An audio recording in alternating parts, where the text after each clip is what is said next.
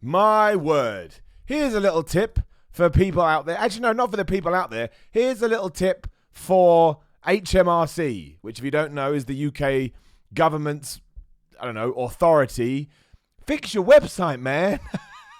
Sorry I'm delayed today by 35 minutes. That is just embarrassing. But yeah, I had to pay my taxes today. I thought, I'll get it done. I had loads of time. I started trying to do this at 20 past 12, an hour ago. And it took me 1 hour and 5 minutes to log in to pay my taxes. As you can imagine, I can't just not pay my taxes because this happens.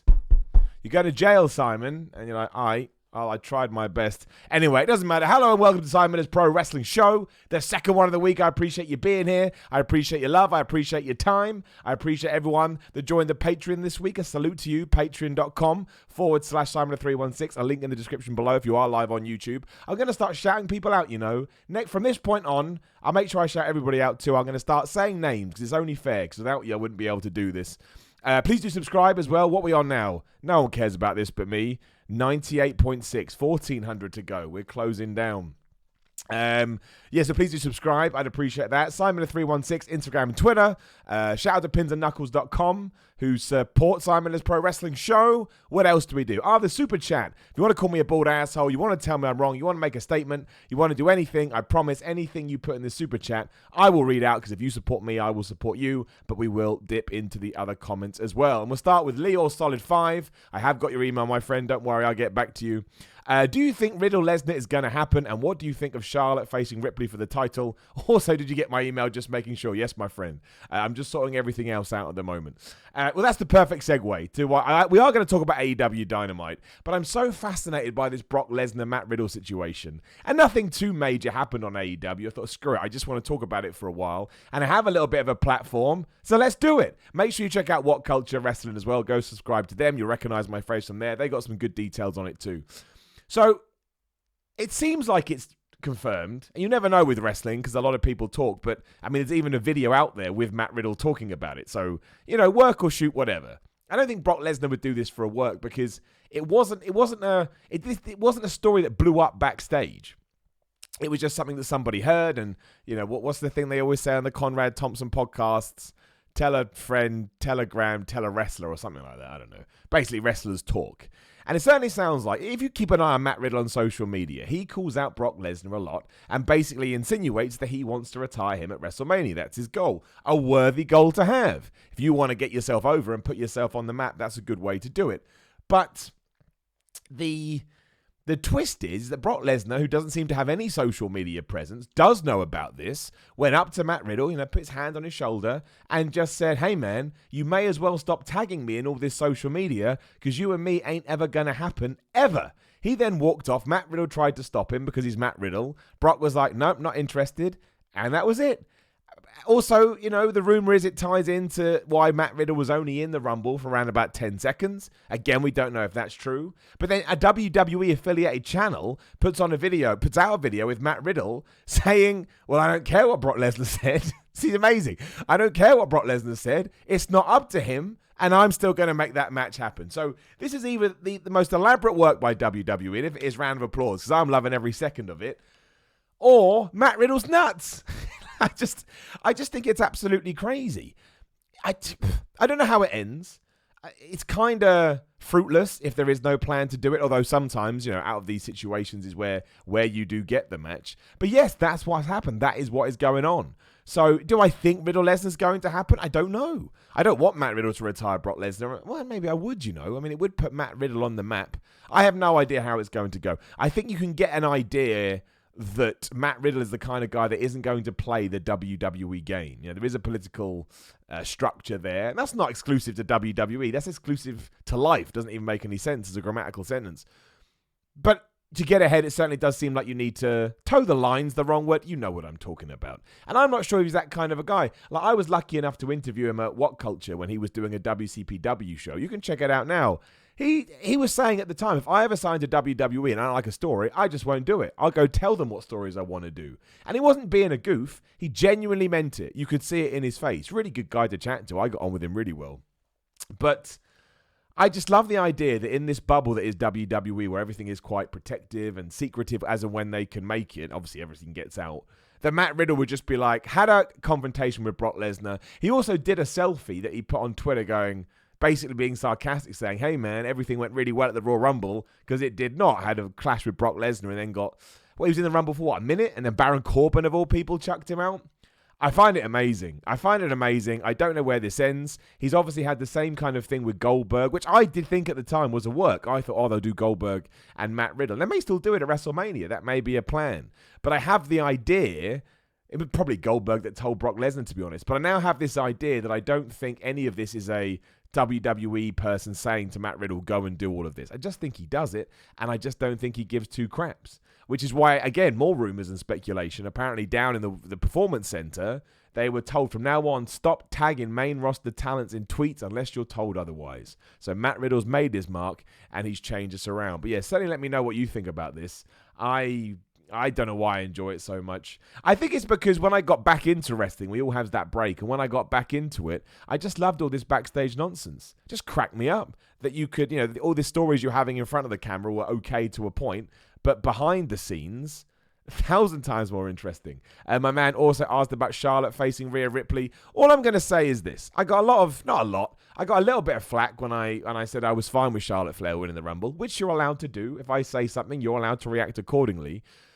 But my big point is that I think we should give WWE the benefit of the doubt and see what direction they're going to head in. If we are going to get Charlotte Flair versus Rhea Ripley, the Royal Rumble winner, choosing the NXT champion, then Charlotte Flair doing that is a great idea. It's a brilliant idea. So WWE doing it is a great idea. It's a brilliant idea. Because whether you like it or not, Charlotte is considered a star. She's one of WWE's, top players. And if she then chooses the NXT belt to go after, all that does is benefit NXT. If Rhea Ripley beats Charlotte, it benefits NXT. If Charlotte beats Rhea Ripley and starts parading around with the NXT Championship, it benefits NXT. I don't have any problem with it, and even if she doesn't do that, I wouldn't have a problem with it. I don't know if it's going to happen. I think WWE should give it a whirl because it's something different. I wouldn't move Charlotte to NXT permanently, but I think you could do a 3 to 4 month thing down there. And if you're still trying to war with AEW, which I presume you are, why the hell not? So, yeah, that's how I see it. Let me just get the proper chat up so I make sure I see everybody's messages. I know how you work YouTube. My man Nimby Dagda, good name, to cover some of this HMRC pain. I love it. I never expected a super chat about that. Also, I am now to cover my pain. Oh, I see. Thank you, man. I thought you were going to say you struggled with it too. Website's terrible. I'm not even going to go into it. I'm now more convinced that Britt was drunk for her promo last week because she was good last night. Well, as you'll see on Ups and Downs for What Culture for Dynamite, goes live soon. Again, make sure you go subscribe and check them out. I liked what she did last week. I'm not saying it was the best delivery I've ever heard, but I liked her laid back, airy, I don't give a shit nature, and I thought she doubled down on that. I really like this Britt Baker heel turn. I can't help it. I'm not saying that I'm right. I'm just saying when I watch it, I'm entertained. Some of the lines, don't call me Britt, I'm Dr. Baker. Tony Schiavone, you smell so bad, you got gum disease. JR, maybe you should go and learn the wrestlers' names. It's working. And that jab at the end about the Cleveland Browns, I was all right with it. I think maybe they heard her do something or she had an idea. It's like Isaac Yankem, but not shit. And that's all I really need from wrestling, I realize, is come up with dumb gimmicks, but make them not shit and make them funny or entertaining or serious or, move them in any direction that you want. I like the new Dr. Britt Baker, which is not the point. I meant to hate her, but you know what I'm saying. So, yes, I think that she is shifting in the right direction. And the only problem, you'll see this on Ups and Downs, the only problem I still have with the women's division, and it's not a big deal, but I feel like you have to dial it up to 11 on stuff like this. Otherwise, how do we even have a conversation? I'm just a little bit bored of the random matches, right? Like Nyla Rose versus Big Swole. I like Nyla Rose and Big Swole, but why are they having a match? Other than the fact that Nyla Rose is the number one contender. We have stories and structure all over AEW, and yet we don't have that with the women, which is another reason I'm excited about Britt Baker. I think if we can start getting a bit of momentum with this, it will benefit that massively. And I understand it's a work in progress, but I can't... people keep saying, oh, Miller, you're giving it down and it's a new show. Yes, but I can't just go, it's ups all around because it's a new show. You have to remember that there needs to be an entertaining factor to that format. Otherwise, what the hell are we doing? Same here. I'd love to come on here and go, everything's amazing, but then we'd be done in 5 minutes. And I like to go for about 45. My man T-Dog in Super Chat, loved the hold my beer moment with Hangman Page. Hangman Page, I've decided, close second to Cody. is the best thing going in AEW. It's a slow heel turn. He's not done anything to make you outwardly go, you dick, but he's just teasing it. He has all these cool little things behind the scenes, like his lower thirds, the hold my beer. He's found his place. A lot of people were down on him when he was the number one contender for Chris Jericho for the title. They come so far since then. If they execute the turn well, he will become one of their major players. He'll find himself. He'll grow. Probably could have a run with that belt at some point. You got to give them all the kudos in the world. They've done fantastic. They really, really have. I'm proud of them. So, yeah, I agree with you. Thanks to my man, X Azul, in the super chat. It just threw some money in there. I appreciate it, dude. Without it, I wouldn't be able to do what I'm doing right now. And same to my man, Rufus France, who just gave me a fist bump. I didn't even know you could do animated super chants. Thanks, Rufus. Bam. Right back at you. I like that. Little bird. He's working out. Works for me. We'll talk about AEW here. Dynamite. The thing with AEW is it's a really easy to watch wrestling show, and that's a compliment. It only goes on for 2 hours, which always helps, but the stories are really satisfying. John Moxley versus Chris Jericho is a feud that any wrestling fan can get involved in, even if you just like WWE, because you can pretend it's WWE, should you so wish. John Moxley has become Solid Snake now, plus Sting, Pirate Sting, so I'm all good with this. And it's just a match that I want to see. You don't have to over-egg it. Like, all they really did here was verbally spar and then get him to a big brawl because John Moxley is crazy. Fine. That was the closing angle as well. Inner Circle win a 6-man tag. Great Judas effect, by the way. I say this on ups and downs. Jericho, I thought that was a crap move when he debuted it. I was like, that doesn't look very good. He hit it so well on Dynamite. I was like, I'm wrong. You can hit it out of nowhere. It kind of doubles up to the Code Breaker 2, which is another move you can hit out of nowhere. Absolutely fantastic. Absolutely fantastic. I'm happy to say I don't know what I'm talking about. And yet outside of that, just like, the Cody stuff, awesome. When he hit Kip Sabian with 3 crossroads, like, there it is. There's the fire. There's the war I want to see. Had a little bit of a problem with the Butcher, the Blade, and the Bunny stuff, just because they've been brought in as mercenaries, right? The way I describe it on Ups and Downs, little spoiler, is that they're hitmen, like Agent 47. And the reason we like Agent 47 is because he gets a job done, and he looks a bit like me. He's just bald. The Butcher, the Bunny, the Blade have come in, confused everyone, lost the match, gone away, cool backstage skit, very well shot, come in to do a job and failed. So they were never much of a threat, and I think you have to be a threat at some point. I feel like maybe they should have had some squash matches or just taken on some random people. Just to have... who the hell beat them? I can't even remember who beat them now. Oh, Kenny Omega and Hangman Page. Wasn't it? No, it was the Young Bucks. What am I talking about? Of course it was, the whole story. Yeah, to have the Young Bucks just beat them. I don't think the Young Bucks should have lost. But I just feel like there was no danger. And I feel that it has to be danger if I've seen a segment of someone being paid off to smash somebody up. So that was a little bit of a shame. But it's not a big deal. It's not a massive deal at all. But yeah, I absolutely, I liked all the MJF stuff. He's trying to get back at Cody's crew. Cody showed real fire. Hilarious, that Cody Rhodes Kip Sabian match. Like, imagine I had told you that was not really a comedy match, but it was going to be full of gaga. You'd be like, why? But the bit with the shoe, Arn Anderson attacking the ref, Joey Janela pops up, 3 crossroads. I tell you, I got a real good kick out of it. SCU versus Private Party was fine. I mean, it was just there. I saw some people criticizing it. I thought it was a WWE match. It's not even a bad thing to say, but no. But it was just fine. It was a tag team match. It was there to set up the Dark Order spot at the end. The Exultant one has to be Matt Hardy. If it's not Matt Hardy, the Exultant one, that's woken Matt Hardy. That's his dumb verbiage that he uses. So I hope we do go that way. I think it'd be a real shame if it's anybody else now. And the Pac promo, I never usually give ups or downs for segments like that because they're a dime a dozen, and I don't like the counters getting too crazy. But the music, the atmosphere, the aura, his delivery, the weirdness that he was on some stairs outside in his pants. Oh, I loved it. I really got me excited about him beating up Kenny Omega. It's like, yeah, you get him, Pac, you Geordie bastard. More like that. It was the same. The good thing about the Butcher, the Blade, and the Bunny stuff with MJF is that the production and the presentation of their backstage skits, well, I say that, when they were backstage with Hangman Page and the Young Bucks, it looked like I filmed it in my basement. But look, that's a work in progress as well. But yeah, they're sort of high-end production videos, really good and different. I know other companies do them, but on this kind of a scale, you do mentally compare it to WCW. Well, it's true. WWE. Yeah, 2 thumbs up. 2 thumbs up for me. It was just so easy. Geeked Out Nation in the super chat says people forget how green AEW's women's division is. Yes, I completely agree then. But you have to have an opinion on it, right? If you've got an opinionated show, it's just the way of the world. I wouldn't say it's great. I would say that it's necessary. And although the AEW women's division is green, the people booking it aren't green. And I know that because I've seen the rest of Dynamite. I don't understand why we can't have more concurrent storylines just playing out. I know they tried with the Nightmare Collective and they failed to a certain extent, but it doesn't mean you don't try again. I just want more of that. I think they got a talented roster. Like, where did Chris Statlander go? She just vanished. She went back to her home planet. My man Brandon Carvalho says, what is a Town on the Heart? What is your biggest hot take in wrestling? What's the one thing I say that pisses everybody off? Well, it's not really a hot take, but it's the one that I know I got the most grief for. I totally think that you should stop a match if a wrestler gets injured properly. I think the coolest thing about wrestling, is that it's not real. I hate that word. Is that it's predetermined and it's being controlled by like a magical person in the sky.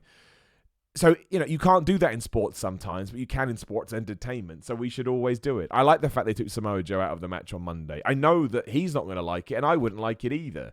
But I don't want people to be hurt in the ring. I get no joy out of it just because it may ruin my entertainment levels a bit, or it may take away from the intensity of the match. Same with Alexander Wolf at Worlds Collide.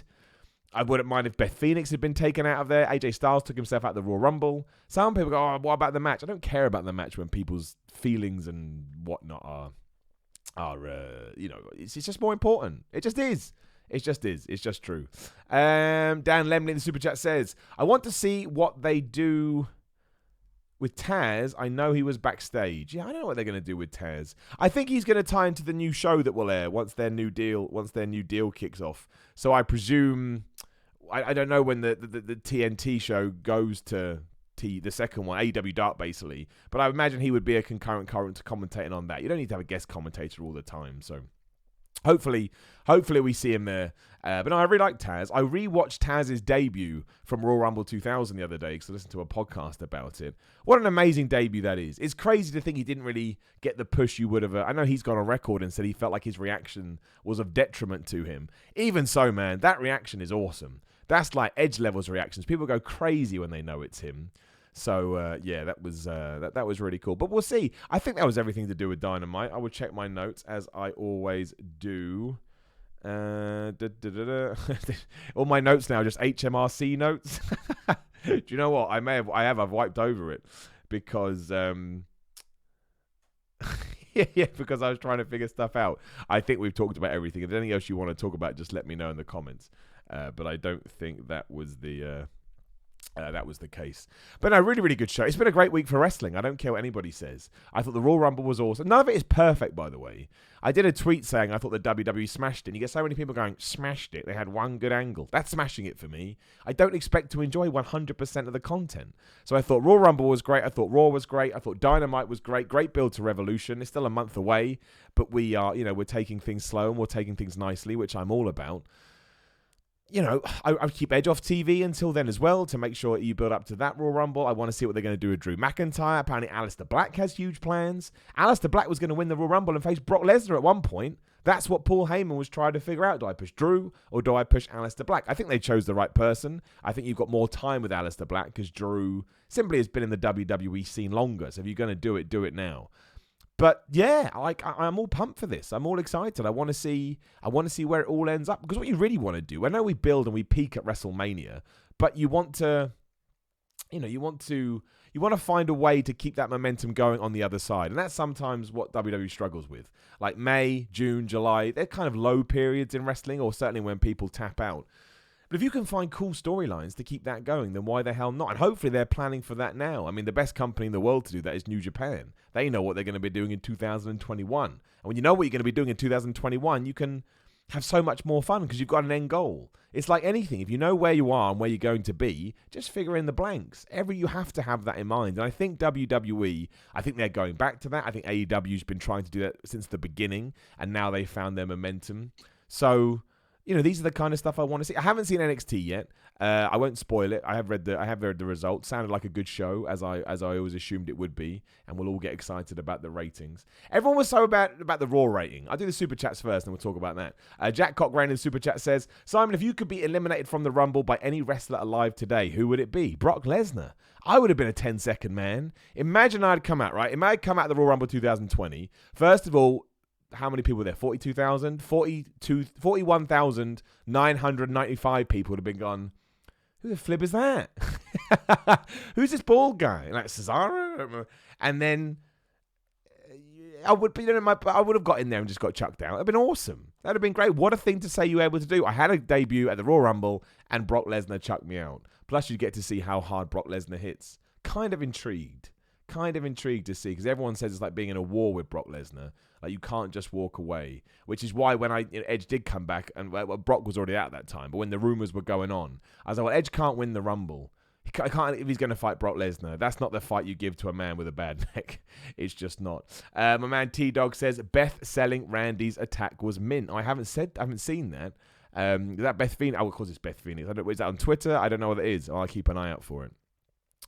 I knew I shouldn't have answered the super chats first, because now, the Raw ratings. Thank you, Brain. I thought I'd forgotten. Yeah, everyone was mad at the Raw ratings. It really irks me on a very pedantic and babyish and immature level when people get mad at the Raw rating, because it doesn't matter. Like, is it a shame, I guess, if you want to use that word, that it only did a 2.4 and that the last hour dropped a bit? Yeah, I guess, because it was a great angle. The more people that could see it, the better. But if WWE keep putting on angles like that, then in 6 months' time, that rating is going to be bigger, because people will know you got to watch till the end of the show.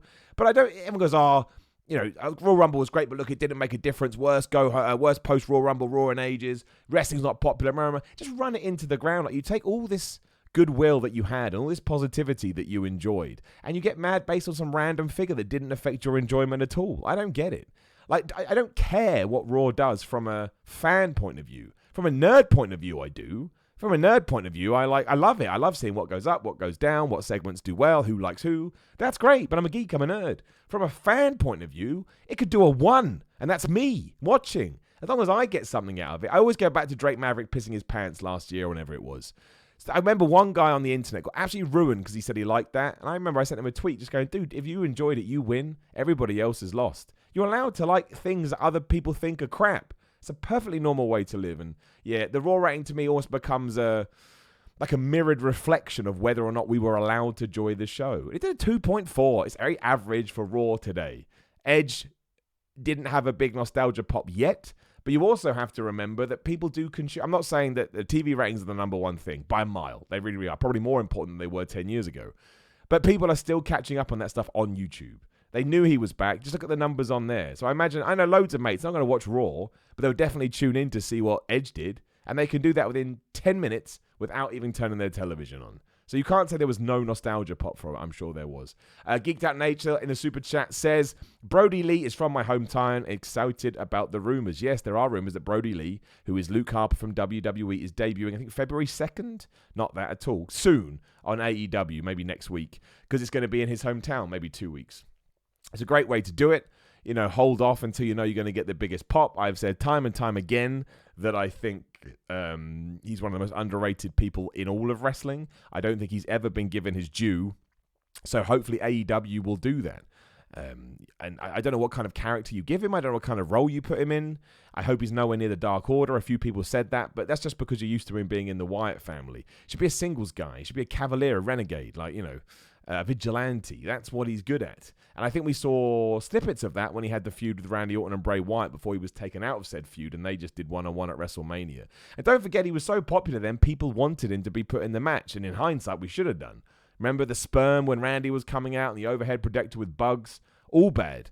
So, yeah, I'm looking forward to Luke Harper, Brody Lee debuting in AEW. That's one of the signings that some people say, oh, they signed too many people, but I want to see what he can do. He's like late 30s, coming into his 40s. He deserves a proper chance on an American stage. And I know he did in WWE.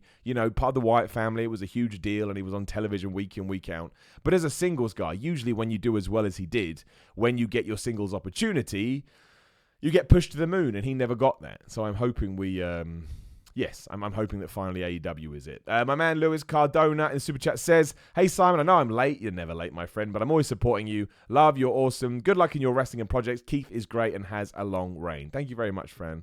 I appreciate it. I think you mean Keith Lee, I'm going to presume. Keith Lee is awesome, and I know Keith Lee is awesome because a bunch of non-wrestling fans, or not they're wrestling fans, lapsed fans, who watch the Royal Rumble all ask me about Keith Lee. Keith Lee, you know, what do you think about Keith Lee? Tell me about Keith Lee. And they went to YouTube, Keith Lee. It's a massive reason to get behind somebody. You know, Keith Lee, and I remember I met Keith Lee at a WCPW show. May have already been defined at that point. I wasn't wrestling, I was training. And I did an interview with him before the show. Again, you can check it out. And I'd never seen one of his matches. Shame on me, totally. And I went to watch it, and straight away I was like, well, no wonder this guy gets booked. Fantastic. Flying around the place, you know, just his general demeanor. Super nice guy as well. So look at me name dropping like an asshole. But yeah, Keith Lee, I think he's one of those guys that just, especially the way Brock sold it, the shoulder tackle, the reactions. To me, Bruce Lee, Keith Lee needs a massive match at WrestleMania. I don't know what that would be. He's probably just going to win the Andre the Giant Battle Memorial, whatever it's called now. But I hope that WWE sees what they have. And the rumor is that Vince McMahon is very high on him. So there's a reason to be excited. What did you think of the Royal Rumble 2020? There's a whole podcast, my friend. Go back to the last two, not the one before last stream. Man, we've done 3 this week, I've just realized. Man, we're smashing it. But to sum it up in a nutshell, yeah, I enjoyed it massively. Talking about sort of stuff coming out of the Rumble, Ronda Rousey was on whatever the hell Corey Graves is, Beyond the Bell, Behind the Bell, I'm a Bell, whatever it's called. And she made 2 very interesting statements, is that, you know, at WrestleMania, she would like to fight Charlotte. I think she said WrestleMania, or in general, she would like to fight either Charlotte Flair or Rhea Ripley. So there's that. If Ronda Rousey's going to come back, you can't deny she's not a draw. The numbers and the statistics are there to back it up. So that will be really interesting as well. I'm intrigued to see what she does if she does come back. I'd like to see her back. I always liked Ronda. Everyone turned on her at the end of 2018. I never really understood why. She didn't do anything but nature of the beast in wrestling, right? You die a hero, live long enough to see yourself become the villain. But yeah, I would. I think, you know, they're money matches. I don't know how that works into Charlotte winning the Royal Rumble. I think you should do Charlotte versus Rhea Ripley, or that would be my choice, because I think it goes to show that you don't need to get too mad when initially something goes the way you don't want it to go, especially if Rhea Ripley won. Then Charlotte winning the Royal Rumble would be the best, because Rhea Ripley's star has been absolutely, you know, secured for ages. I don't know. I wouldn't mind seeing Ronda. The question is, where does she go? Because I want to see Becky Lynch versus Shayna. I think you get Bayley versus Sasha. Then you get Charlotte versus Rhea Ripley. So maybe if Ronda does say she's coming back, that does take Rhea out of this situation. I don't know. It's interesting, though. And if you actually think about the WrestleMania card right now, so it would be Drew McIntyre versus Brock, The Fiend versus Daniel Bryan, let's say Sasha Bayley, Charlotte Rhea, Edge versus Randy Orton. It's a good card, man. That's 5 matches. I think it's 5. That's good matches. And you'll probably get some kind of multi-man for the IC. You'll probably get a big deal with the US Championship because they seem to be behind that. And Andrade. I think there's a lot to be excited about WrestleMania 36. Plus, it has a pirate theme. And pirates are the best. Hence why John Moxley was great this week. Braun Strowman is a permanent mid-carder now in the chat. I don't know Braun Strowman will win the IC title either at WrestleMania or before. And so he will have his first title, which will be good. The issue is the IC title is like a ghost at the moment. And he's also beating Shinsuke Nakamura, who I think I could beat. I mean, that group of Sami Zayn, Cesaro, and Nakamura, as much as I love them, easy. Easy to run down. So I don't know what you do with Braun. I think a reset. I got a video going up on What Culture soon about sort of resetting characters and using the Fiend to do that. And I think Braun Strowman is one that probably would benefit. I'm not saying you have to put him in a massive feud with Bray Wyatt. Obviously, they're on the same brand, aren't they? But I think if you can have some kind of encounter where you could turn the clock back and sort of get Braun Strowman back to being the crazy, terrifying monster as opposed. I don't mind all the comedy stuff he does. It's up to him and what the booking committee wants to do. But I think we had something when he was turning over ambulances that we never really capitalized on because we were so focused on Roman Reigns at the time, right? That was the issue. I remember the Elimination Chamber. Braun took out everybody apart from Roman, who then took out Braun because we wanted to try and keep both of them strong. That really was a time where we should have gone all in with Braun. Like, people loved him. So if you could turn the clock back a little bit, I think that would help. But, you know, maybe it's too late. I don't know. He seems pretty happy, so it doesn't matter. Splitty Booms in the Super Chat says, how do you think Drew will do between now and Mania as far as maintaining his connection with the fans? Also, kudos for the Agent 47 reference. Well, you should watch Ups and Downs. I make a lot of them. That's not true. I make one. Look, that's the big question. This is the other reaction that we got. I think we talked about this. Some people going, Drew's not ready. Well, it's up to WWE to make him ready. And look, having him kill Gallows and Anderson is not a bad way to start it. So he needs to be booked well. He needs to come across strong. Stone Cold Steve Austin, The Rock, John Cena. Tap into all these playbooks, Hulk Hogan, whichever one you think works. But make sure he feels like Drew McIntyre. He's got to have his own personality. And that's all you can really do. All you can do is try. I always say this. I don't mind WWE trying something new. I really don't. Especially with someone like Drew McIntyre, who I've respected and liked for ages.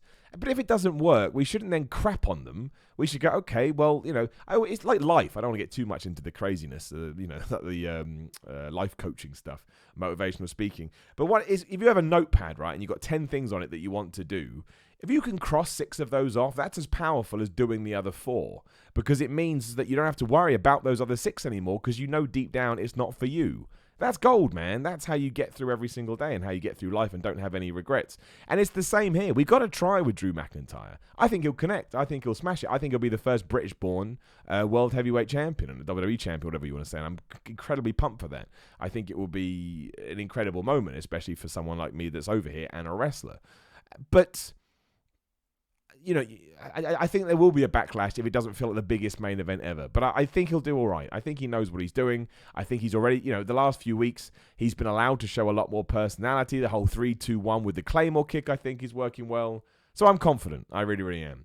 Bradley Fastuca in the Super Chat says, anyone that is upset about Ripley Charlotte... Oh, it vanished. Anyone that is upset about Ripley Charlotte has rocks in their head will absolutely tear the house down. This Mania is shaping up to be absolute fire. Dude, I agree with you.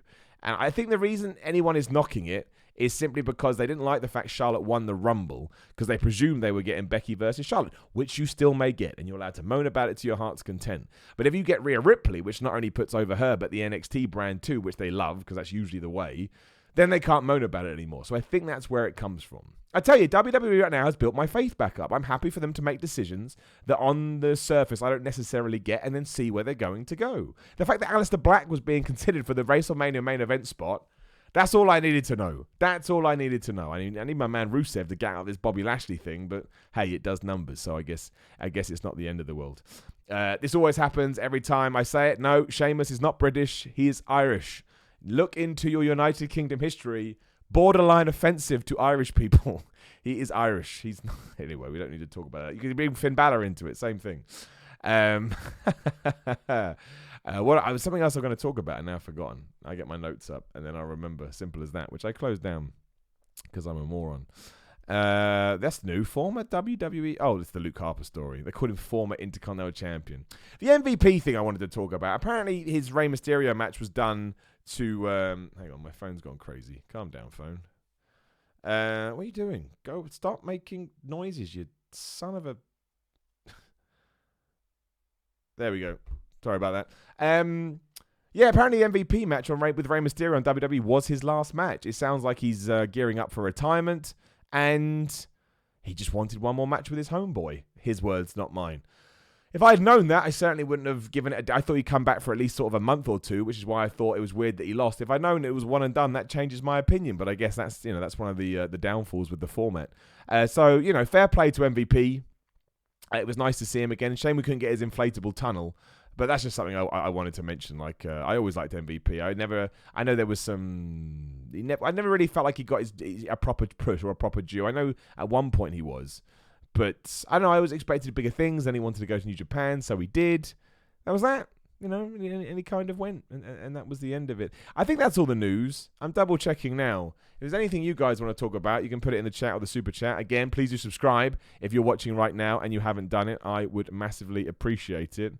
But no, yeah, I think that's pretty much it. Obviously, after the Royal Rumble, a lot of the sort of the specialty comes. It's always going to be hard to try and top Edge coming back and then having that absolutely fire angle with Randy Orton, which was just great, and people have added to it by, coming up with all these things they thought they saw or they couldn't see. But yeah, I'm really. I hope. I understand the criticism. What if Edge comes back next week? I don't think he's going to. The rumor is, and again, it's rumors. The rumor is he's got a 3-year contract. He's only up for 3 matches a year, and he's got to make 24 appearances. He doesn't need to be on next week's Raw. It's January the 30th. Keep him off for 2-3 weeks minimum. and the whole time sell the fact he may have a bad neck again. It's clearly the idea we were given. If we weren't, I'd be like, that's a bit tasteless, but Edge is clearly fine with it. If Edge is fine with it, I'm fine with it, because it's Edge's neck. I have an idea, brilliant name, in the super chat says, should they make Seth be the US champ and somehow make AOP the tag champs? What do you think of the Fiend versus Taker retirement match? Yes, my original idea would have been... I would have rather have AOP to won the tag belt, Seth to have won the Universal, to won the US Championship, and then you get Buddy Murphy some belt as well, the 24/7 title. I don't know. So it's a shame that we didn't do that, but they certainly should make inroads to do it. I think when you have a group in your company and they have loads of belts, it just makes them feel a bit more threatening, a bit more credible, and I think that they could benefit that. They need a name. I've been calling them Seth Rollins' Rollers, which is not the best. But yes, I would like them to do that. In terms of the Fiend versus Taker retirement match, the problem with that is, we've seen it before. I know it's different, but we have seen it before. I don't think The Undertaker's going to lose his retirement match. He may, like Leonard Juice and Thunder Liger did, and he's of a similar status. You could argue he's a bigger legend. It's up to you, depending on how you grew up on wrestling. But really, I think if you're going to do the Fiend versus The Undertaker, it's kind of like the Braun Strowman thing. I would imagine, the Fiend should win because it's important that he doesn't lose to him again. And if you are going to do that, Undertaker has always said he wants another run as the American Badass. Turn him back to that. Just turn him back to that. Like, I don't like the American Badass because I grew up on the Dead Man and I found it hard to ever transition to it. But yeah, just let him do it and then he can go out one more time as that. And it'd be a cool angle, right? It's something a little bit different. But I think if you started watching wrestling when he was the American Badass, you loved that character. But, I was watching wrestling. I was tiny when I started watching wrestling. So, I'd had pretty much 9 years of seeing him as a zombie. So to see him also not be a zombie was like, that's difficult. Simon, is this the AEW that is supposed to be groundbreaking and sports-based and different from WWE format? It's more WWE than WWE. Well, that's a contradiction in terms. And also, they said they were going to be more sports, but they didn't say how. They have win-loss records. Instantly, that's more sports. I don't think we need to hark on things that they have said. Just take it for what it's worth. Do you like it? Awesome. If you don't like it, awesome. You don't have to watch it.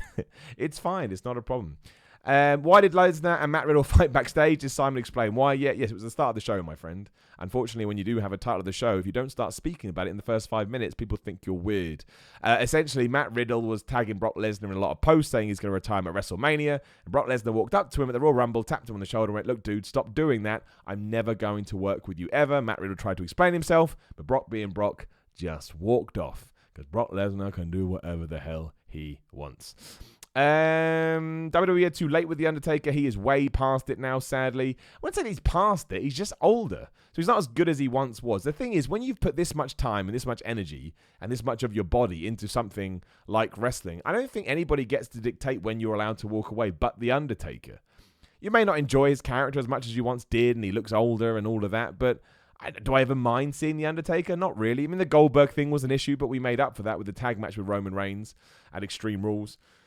I don't worry about things like that. It's up to Mark Calloway, the person behind the costume. I'm never going to be upset about seeing him. The entrance is still badass. He does have that legendary status that not many people do. Can't get mad at it.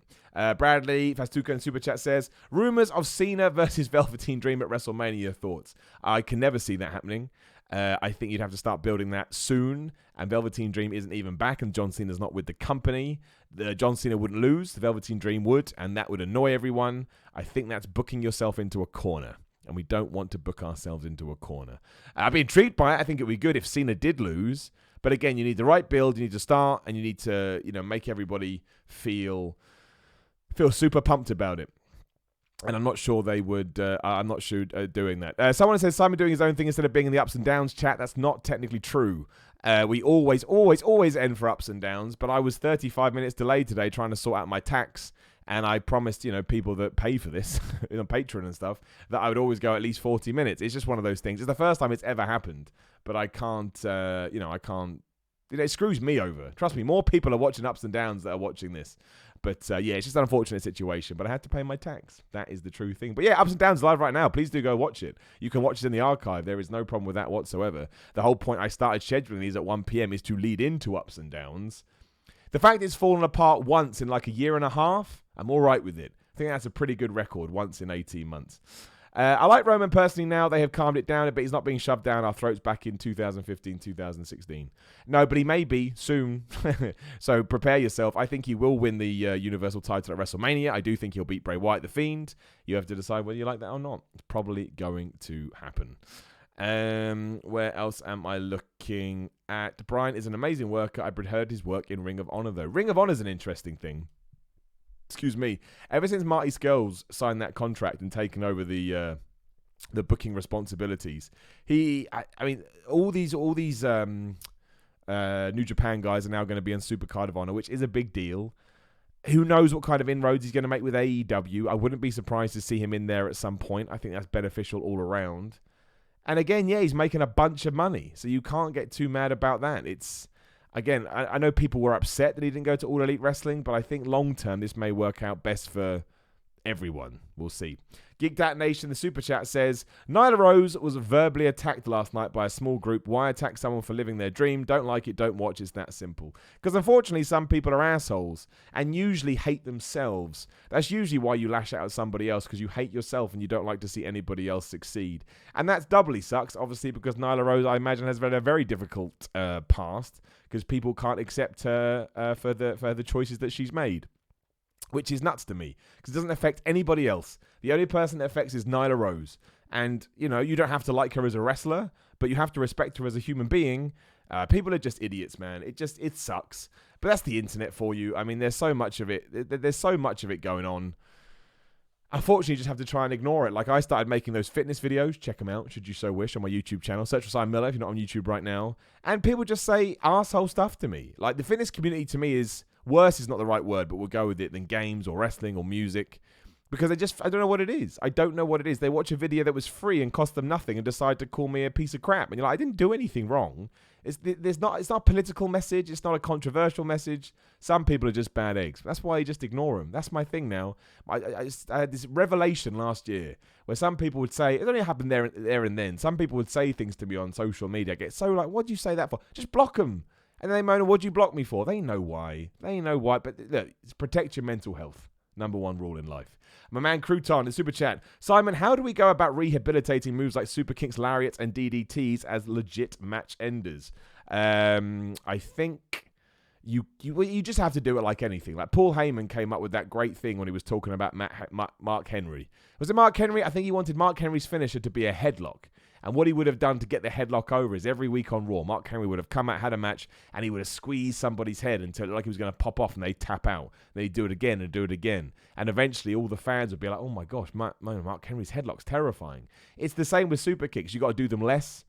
And you've got to make sure that when the people do them, they mean something. So if Dolph Ziggler starts hitting a super kick and winning all those matches, you're going to think that Dolph Ziggler's super kick is legit. Same with DDTs and lariats. They're transition moves.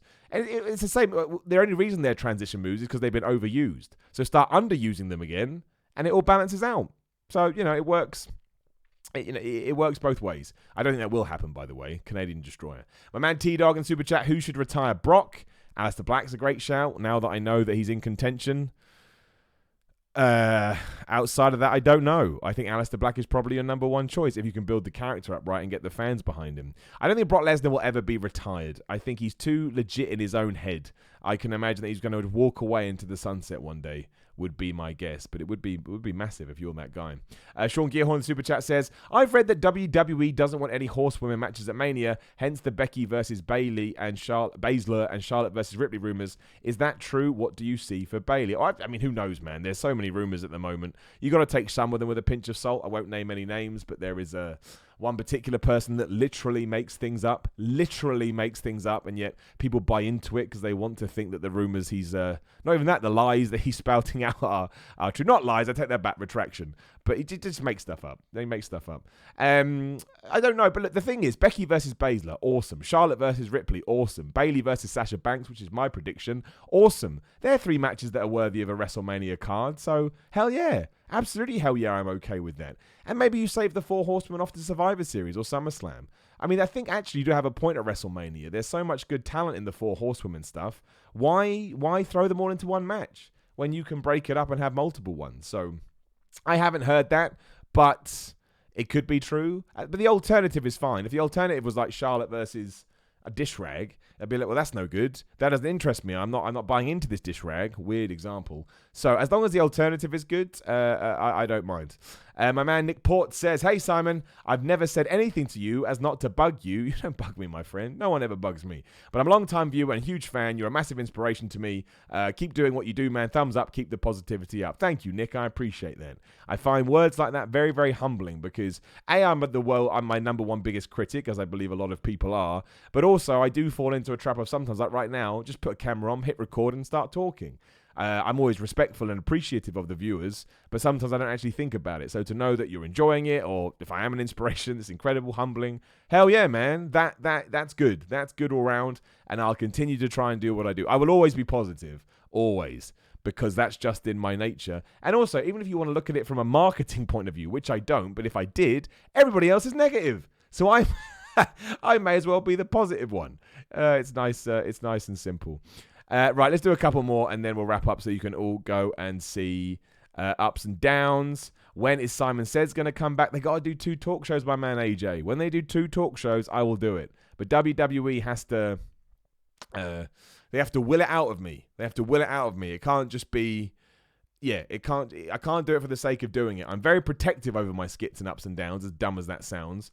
But I like to, you overdo something, it gets old. I take great inspiration from Chris Jericho about this. He's good at getting stuff over and then leaving it, but then sometimes bringing it back.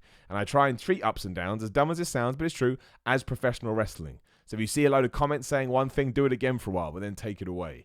So, and I like to, I kind of feel it. I like to feel it. I don't even know what I'm talking about. It's a wrestling review show, but we will see. Okay, on that note, it's 45 minutes. That's what I wanted to hit. We will wrap up. I'm awfully sorry it was late today and that we've gone a bit shorter than usual. However, this is the 3rd one this week, so technically there's more content than ever. I'm going to try and do a live stream tomorrow. Don't know what it's going to be on. If you've got any suggestions, hit me up at Simon316. Always happy for that. It won't be wrestling unless some massive news breaks.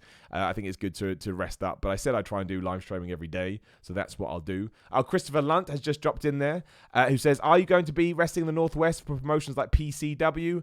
Man, my answer is always the same. If I'm free and I can get there and they want me, I will accept any booking.